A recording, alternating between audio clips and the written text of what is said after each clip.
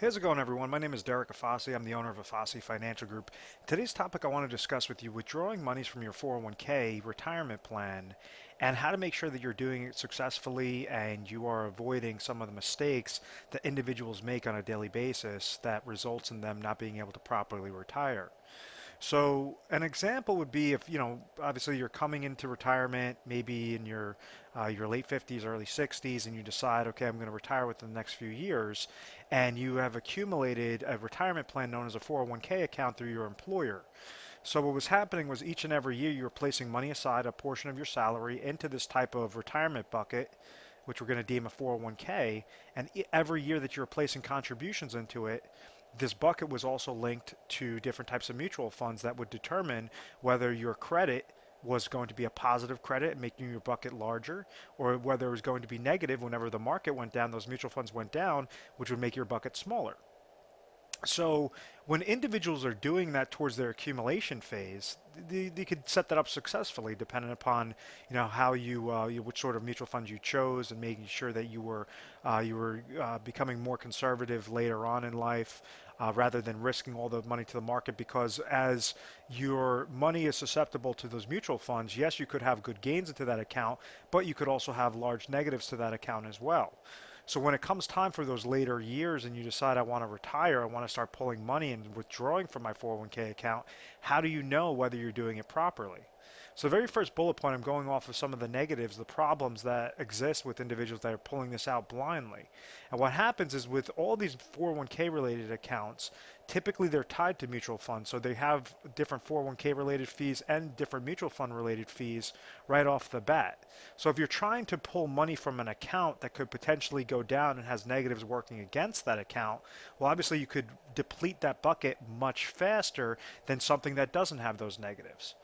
Hence why bullet point number 2 says how to maximize your 401k income. So if we're going through these different things, the risk of fees, withdrawals, and downward market loss, what exactly do I mean by it? And this, you might see a term online, whether you're reviewing different articles, throughout Google or different video tutorials. But essentially what it does is RDCA, which stands for reverse dollar cost averaging. And what happens is when you're leaving your money susceptible to an account that could potentially go down, you run that risk of outliving those monies. So in an example, let's say somebody has $100,000 in their 401k account and they want to pull 5% off of that account, to live off of for income for that year. So they want to pull out $5,000. Well, if this account, understand that because it's still within the 401k realm, you're going to have different 401k related fees. If it's tied to mutual funds, those are going to be different types of fees as well. So you might have 401k, you might have mutual fund related fees. If you're utilizing a financial advisor, a wealth accumulation specialist, they're typically going to charge you a fee known as a wrap fee, which that might be 1%, 1.5% each and every year. So that's that's another fee. That's another negative to your account, which is an advisor fee. And I apologize for my sloppy handwriting. The fourth aspect is downward market loss potential. Like in 2008, the average portfolio lost 57%. So these were portfolios that were also managed through financial advisors that were charging on those wrap fees each and every year. So the only thing that these advisors could guarantee you is that they're guaranteeing that you have to pay that fee each and every year. So you would have that, in this example, you would have the 401k related fee, mutual fund related fee, advisor fee, and downward market loss. Let's just say that even drops 10% in a given year or $10,000 in a given year. And then you start pulling out this money for income. Well, now you have a whole plethora of different negatives that work on the power of compound interest in a negative direction. That's further going to reduce your chances of getting to your destination successfully, being able to maximize out this income for the 401k related plans. So I hope that all of this makes sense. So please review this. Please rewind this little section right over here, because once you understand the concept of reverse dollar cost averaging, you understand the concepts of the negatives that could occur from your 401k withdrawals, and you know how to stop that properly. That's how you could set up your retirement destination successfully.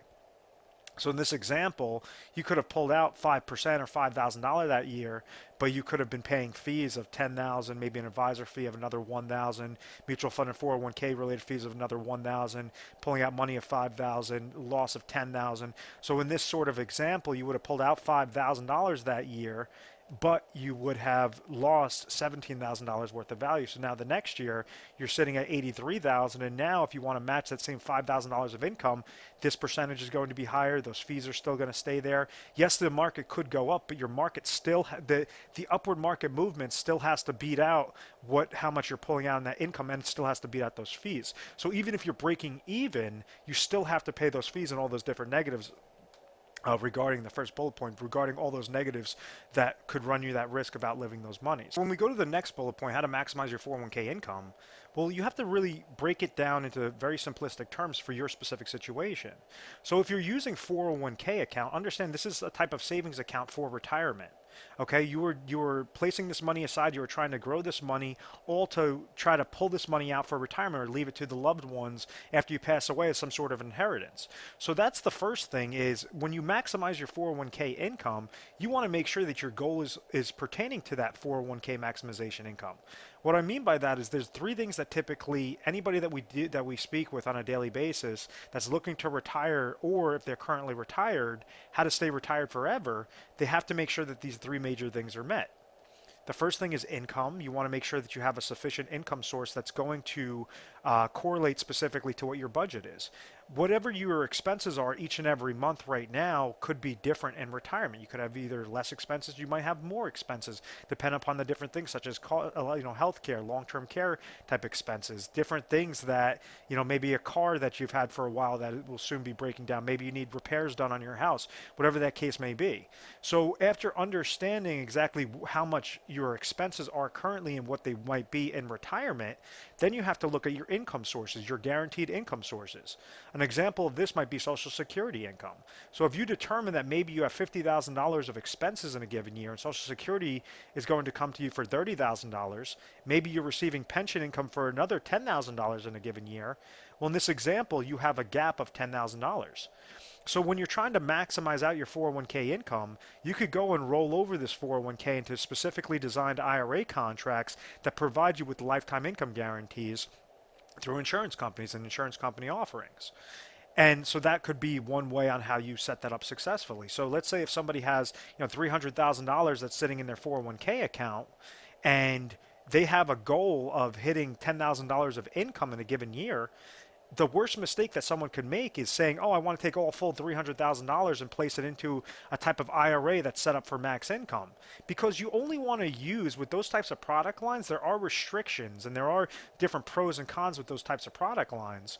But understand, you want to leverage the smallest amount of dollars of this 401k, but as much as necessary that's going to produce that $10,000 of income. So maybe you might have company A that's giving an offering of saying that you need to utilize a $150,000 deposit, as opposed to company B that says, oh, for that same $10,000 of income, we could produce you have to give us $200,000 of an initial deposit.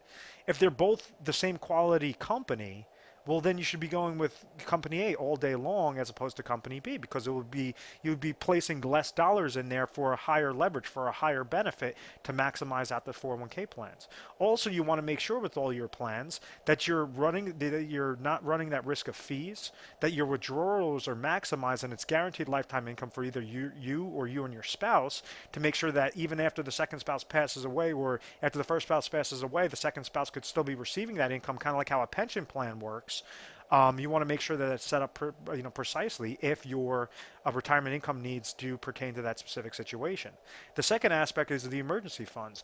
If you're placing the smallest amount of dollars into something that will maximize what your income goal is, well, then you'll have all this extra money left over for emergency funds, where therefore you could play around with the market. You could do that big, market casino and utilize stocks, bonds, mutual funds, whatever that case may be. But what you don't want to do is leave your money into mutual funds or different types of accounts that could potentially go down and running that risk. You want to make sure that you're setting up your Social Security planning. If you're offered a pension plan, how exactly does that set up properly? And then you're leveraging your savings, such as your 401k, and you're designing that properly to receive those lifetime income streams at those three different angles, or two different angles, whatever your case may be. The third aspect that a lot of advisors don't speak about, let me clear off the screen, is inflationary expenses. Let's say if in the beginning of your retirement you have $50,000 of expenses, but some of these maybe we'll say 40,000 is fixed expenses, will never change, but 10,000 are inflationary expenses. So now you have to also set up a plan to make sure that you're laddering out your income properly that will give you boosts of income, step ups in income. Individuals used to be able to rely on Social Security for that inflationary protection, but now as we've seen, unfortunately, Social Security has been a huge mess, and the government has, well, at least for the current times, has not increased that inflationary, the protection, that COLA increase onto those Social Security type incomes. So, you want to make sure that you're setting up the plan so that you have that peace of mind. Because you've saved up that 401k retirement account, you could leverage this money, or you could leverage cash accounts, you could leverage 403bs, TSP accounts, whatever your case may be. But you just want to make sure that you're utilizing the smallest amount of dollars, but as much as necessary to accomplish your three major goals of income, emergency, and inflation, so that you could just keep living. You could, have that mindset of, if you want to retire and visit the grandkids every couple of months, or just go fishing, every day, or just kind of traveling throughout the country, whatever your ideal retirement is, you want to be able to pinpoint and make sure that you're using your chips the proper way on how to accomplish those goals. And that's what we specialize with the Fosse Financial Group. Is we are an independent agency, so we represent hundreds of thousands of different companies, making sure that we could set up a proper plan for your exact situation. Out of the different types of insurance products I was mentioning before, well, you might have 2,000 plus different product lines, 2,000 plus different types of strategies. Now, maybe 5 of them might be the only ones that work out really well for your situation. And now you have thousands of other ones that are just really, really poor products or poorly designed products. So what we try to do is give you unbiased information of saying, okay, listen, you could leverage this contract, making sure that it's providing you this amount of lifetime income. Then in a few years, you're going to step up in income, and you're giving yourself different retirement paychecks. And what we're trying to do is educate you each and every process, so that you're not just randomly dealing with a specialist. When we understand, we offer 24/7 customer service. So you can give us a call mornings, nights, weekends, holidays, whatever the case may be. But when you're speaking with a specialist that is dealing with the 401k withdrawals or 401k rollovers, we're going to educate you each and every step. So it's not saying, oh, I trust exactly, what the specialist is saying because he sounds like a nice guy. You want to own your retirement. With retirement, you only have one chance to get things right the first time. You don't have a second chance. You basically, you have to make sure that you're precise. You have to make sure you understand everything with these types of plans. And it could be a very beautiful thing. You could have that confident retirement. You could have that stress-free retirement, that confidence of never outliving your monies, and making sure that you have enough in emergency funds, enough of plentiful reserves that you could leave as an inheritance, or take care of your children, whatever the case may be, or grandchildren. So, and that's kind of what we try to do, is we always make sure that we're sticking to those basic concepts of education first, understanding the pros and cons, how to eliminate as many cons as possible, so that whatever's left standing is an excellent plan. We are A+ rated on the Better Business Bureau. We've always had very good reviews. We've never had any complaints, and it's because of this methodical process. I want to thank you very much for watching this video. Please feel free to subscribe to our YouTube channel, Retire Sharp, so you have access to the most updated videos. Thanks so much, guys.